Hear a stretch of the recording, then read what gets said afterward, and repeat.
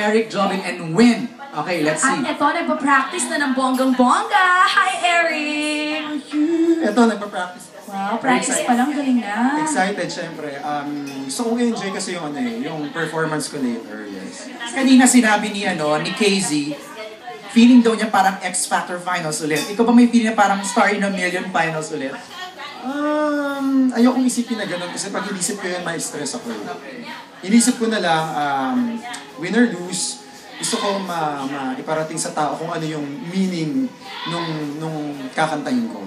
It's a very beautiful song. So, naniniwala ako din sa kanta. So, gusto ko maging perfect yung performance ko para sa song na yun. Yun na, perfect performance. Paano mo pinaghandaan itong Hinging Handog? Siyempre, you have to memorize the song and you have to feel it. Kailangan mong alamin kung saan nagsimula yung kanta, kung paano siya ginawa, at kung ano yung inspiration ng kanta. So, nakausap ko naman yung composer, so I think nakuha ko naman kung ano yung ibig niyang iparating sa tao. Good luck! Thank you so much, Eric. Good luck sa'yo. We'll see you later on stage. Kabeg mamaya. At ito, ito si Win naman. Kausapin natin si MC Win. siya rin ang nag-compose at siyang nag-interpret. Isa sa mga Parang pinakabago same ito. pressure as, With Marion Honor. Marion. Hi, Win Andrada. Pati ka muna sa ating mga kapamilya all over the world. Binabati ko po lahat ng mga kapamilya po. Sana po panoorin niyo po yung Grand Finals sa amin po mamaya. Tama ba ako? Ako na nakakita. Parang nakawig niya si Khalil. May pagka-slide, no? Ikaw ba ramdam mo na rin yung pressure, yung kaba? Kasi ikaw lang ang nagsulat, ikaw pa mag-i-interpret. Medyo, pero sabi ko nga, I'll do my best na lang mamaya. Tsaka nagdadasal man ako, so sana mawala yung kaba ko. Okay. Namanan mo yan kasi you're gonna be performing. This is his first time na mag-perform sa harap ng maraming big stage tao. agad, no? Good luck! We'll see you later, okay? Nandito pa rin sa backstage ng male dressing room. Ito naman, si Daniel naman ang kasama natin ngayon. Daniel, hello! Magandang gabi. Mag-hello ka sa madami mong fans sa talagang #1 sa tambayan. Yung kanta mong nasa iyo na ang lahat.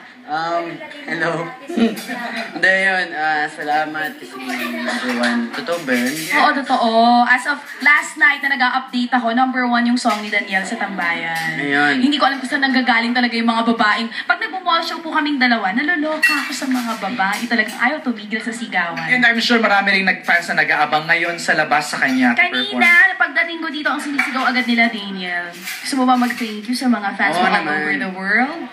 Sa lahat na pumunta ngayong gabi at sa mga sumusuporta, maraming salamat po dahil hanggang ngayon nandiyan pa rin kayo para sa akin. At ngayong gabi, enjoy natin to. May question ako.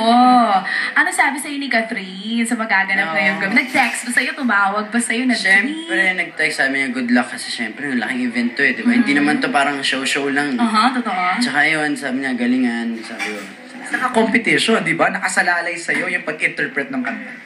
Oo naman, pero yung composer pati ako talaga nag-usap na kami na hindi namin to, kumbaga, alam mo yun, yung talagang, hindi namin iniisip na kailangan manalo. Basta, kailangan namin mapaganda yung kanta Tsaka, mapasaya yung tao. Alam mo, kahit nag-rehearse ako kanina, hindi yung parang seryoso. Talaga, parang gulo-gulo ko lang Kaya, yun, kasi enjoy yung kanta. Yun yung totoo. Invite them to vote at say meron tayo hanggang 4 minutes pa. 4 minutes. Ano sabihin ko? Invite them to vote for your song.